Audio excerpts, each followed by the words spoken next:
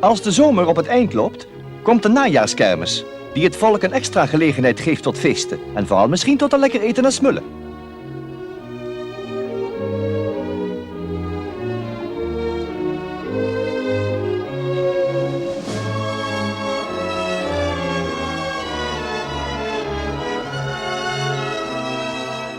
Nadat de woningen een extra beurt hebben gehad, komt het bakken van de vla, dat typisch Limburgse gebak.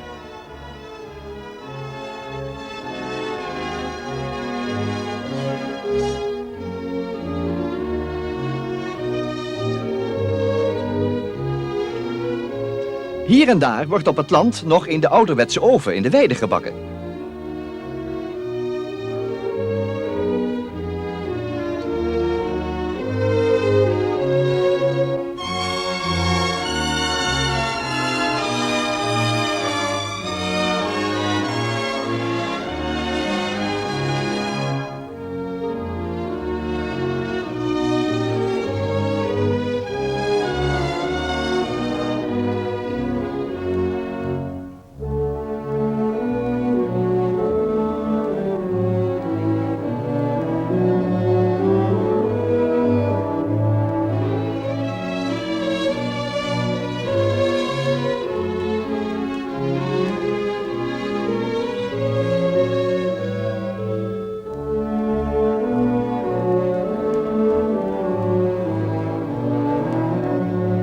Er zijn allerhande soorten, dus keus genoeg.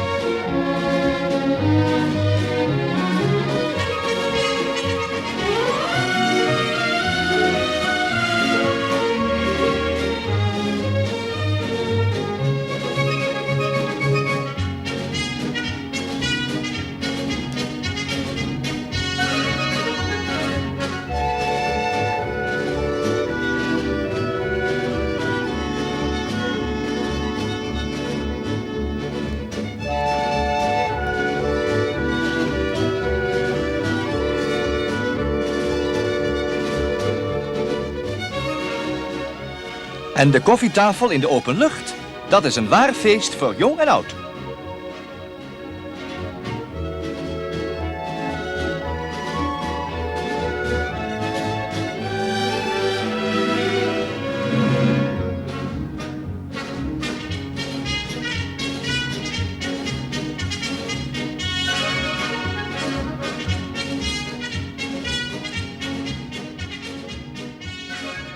Ja, dag dames en heren, welkom bij Truc in der Tijd. Dat gezellige stukje film wat er juist zoog, dat hebben we te danken aan de Heilandse filmer en fotograaf Huub Leufkens, die vooral vlak na de oorlog is bekend geworden door zijn schoon foto's op kalenders, op bidprentjes en op keukenstrommels bijvoorbeeld. Huub gaat verbakken. En denk nu niet meteen aan Limburgse vla, want er zijn nog veel meer Limburgse lekkernijen, althans, dat laat voor ons vertellen door Nettie Engels. Onder andere schrijfster van Limburgs getinte kookbeuker.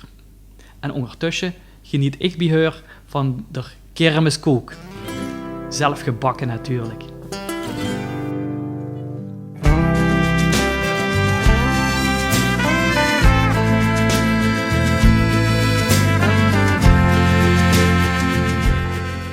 En dat is het leuke nog, hè, dat ze... Ja, dat heeft zoveel namen en zoveel gebruiken. En ja, iedereen denkt dat we alleen maar de vlaai hebben. Nou, dat is helemaal niet waar, van meer als alleen die vlaai.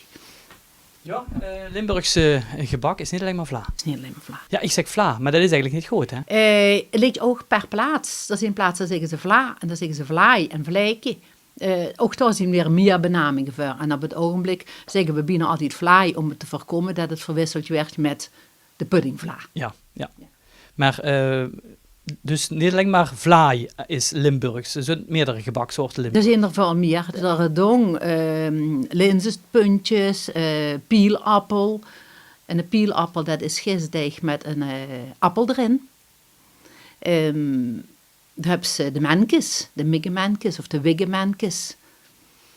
Nee, dan hebben ze nonnenvotten, de kroombroodjes, de Berliner Bol, de waffelen. Berliner Bul, is dat Limburgs? Berliner Bol, die hebben ze in Maastricht gegeten met carnaval. Ja. Dat is Berliner Bol. En de Maastrichtenaren zag dat nog boel de Berlin, hè. Maar dan moeten ze in Maastricht kallen. Ja. En Geer schreef dan de recepten voor dit soort producten, zeg maar. Is dat eigenlijk ook een beetje voor het vasthouden?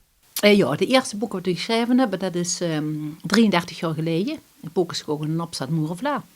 En dat hebben we echt geschreven om de recepten vast te houden. Want we merkten, er was geen enkel Limburgs kookboek. Er was nergens sloeg het vast, helemaal nergens. En toen hebben we gezegd van, nou, wij vinden dit toch wel belangrijk. En toen zijn we dus echt begonnen om het vast te leggen voor ons kinderen. Wie komt Geer aan die recepten? En door neven bij de vraag, wie was er tot dat de goede recepten waren? Nou, de eerste keer van Pokerskoog hebben we oproep gedaan via de Gezet en via L1. Mensen hebben ons recepten gestuurd. Je worden natuurlijk, ik ben zelf een echte Limburger en Wil is ook een echte Limburger. Dus een aantal die had ze ook gewoon, en van de mam en van de Sjoan-mam. En de mensen stuurden ze op. En die heb ik dus wel allemaal geprobeerd. En omdat ik zelf dus een echte Limburgse ben en ook een stuk kennis heb op dat gebied, kon je ze ook nagaan of het zo was.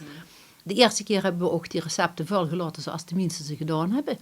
En daarna zijn we het meer gewoon opletten dat we niet... wat ze hebben in de Limburgse keuken is heel veel recepten die zijn van moeder op dochter overgegaan en die veranderen. Ja. Dus een recept is een gezinsrecept. En wij moesten toen toch wel zeker zijn dat het in meer gezinnen gegeten was. En ook een bepaalde basis, dat ze niet het raars erin deed, omdat dat in één gezin gebruikt werd. Op een gegeven moment krijg je bijvoorbeeld van iemand een recept van pannenkoek met anis erin. Dat is niet Limburgs, want de Limburger heeft dat anis niet gegeten. En dat kan wel zijn dat een familie die gegeten heeft, maar dat is dus geen Limburgs recept. En nu, doordat we het zo lang doen, werd ze er gewoon veel meer vanaf. En ik ben op een gegeven moment heel veel lezingen gaan houden voor de Brinnenbondje. Overal in Limburg. Dan kreeg ze natuurlijk ook respons. Dan kreeg ze respons en dan ben ze er aan het vertellen. En dan zie ze aan de zaal, aan het knikken. Dat is hier ook gegeten. Of aan het... Of dat ze niks doen, dan werd ze, dat is niet van hier. Ja. Of dan zit er op in zijn, oh, maar dat nemen wij. Ja. En dan krijg ze het. Met bakkers? Wie is het dan met? Nou, bakkers hebben niet altijd de Limburgse recepten gedaan, want de bakkers hebben een opleiding later. En dan komen er ook nieuwe dingen bij. En ik heb wel van bakkers recepten, maar dan krijg je een bakkersrecept. En een bakkersrecept is geen hoesvrouw. Kun je toesneem maken? Die hebben andere apparatuur, die hebben andere grond en hulpstof. Ja, en ook ander, kijk daar oversteed anders, het riezen is anders, is geen hoesvrouwenrecept. Ja, dat bedoel ik. Je hebt andere apparatuur, dat kent ze toesneden. Ja. Ja. Ondertussen is Limburg een vlaai-exporterende provincie geworden. Iedere vlaai die uit deze volautomatische vlaaifabriek in Brunsum komt, gaat naar het buitenland.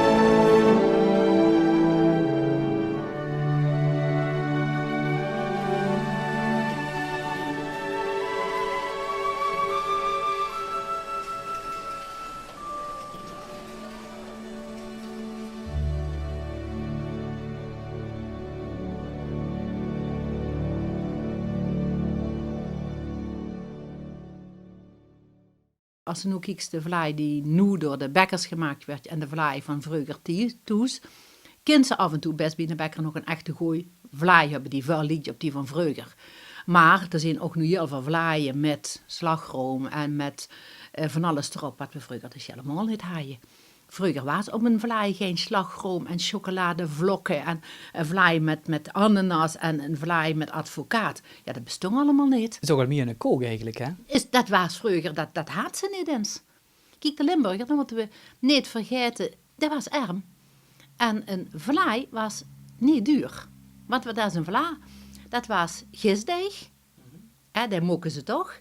En daarop kwam de oogst, het fruit van eigen productie. En als dat er niet was, dan kwam er gedruigsfruit op, zoals de uifte. En dan een enkele keer, maar dat was al duur, dan had ze de kruimeltjesvlaai of de puddingvlaai. En de hele dure, dat was de riestevlaai, want er moesten er nog eier in. Maar dat was echt luxe. Maar normaal gesproken was een vla gisdeeg met fruit van eigen oogst. Dus dat was geen duur product. Maar de vla worden qua samenstelling anders als wat ze hem tegenwoordig maakt. Even afgezien dus van de luxe vla, wat je juist zag met slagroom enzovoorts. Maar Ja, de deeg was simpeler als nu. Er zullen minder eieren in hebben gezet en nog minder suiker. Het is meer het brooddeeg geweest. Dus de basis ook voor witbrood. Dunnere boom ook? En over het algemeen de ooiplaten. Ik heb nog geen ooiplaten. Die zijn veel minder hoog. Dus het moet een dunnere boom en ook dunne spies. Want spies was geen duurder, want er moest dan toch nog het suiker in. En dat was dus ook van... een gooivlaai is dun van leer en dik van smeer. Maar dat geeft alle aan dat het dat lang niet altijd was. We hadden ze ook dik van leer en dun van smeer. Ja. Kosten ze vroeger denk maar vlaaien bakken, want ze ook beschikt dus over bakkes? Nee, een bakkes hadden ze ook met meer mensen samen. Dus een bakkes was meestal van de ganse buurt. En ze spraken af dat ze om de beurt beken.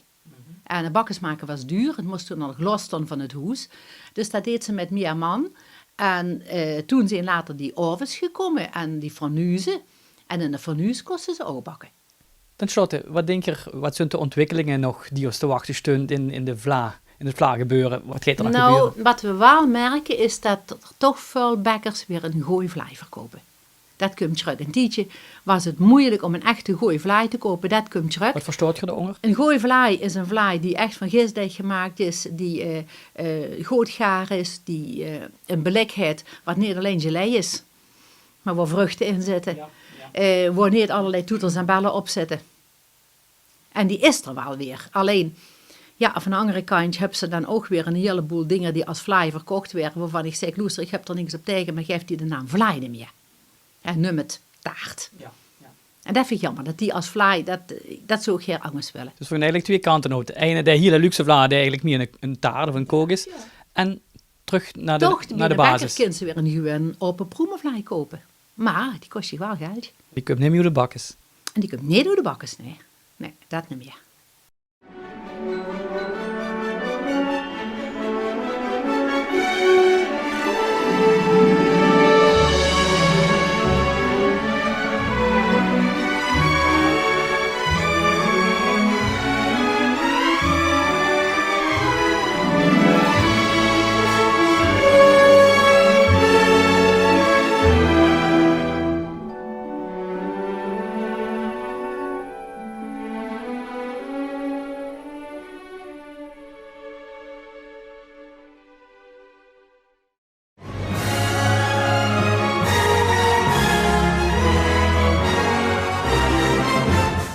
Schuren, stelkjes, puthuisjes. De datering van de oudheid van het gebouw is bijvoorbeeld af te leiden aan deze balk. Toch vullen met de cb-hals vult dat reuze met.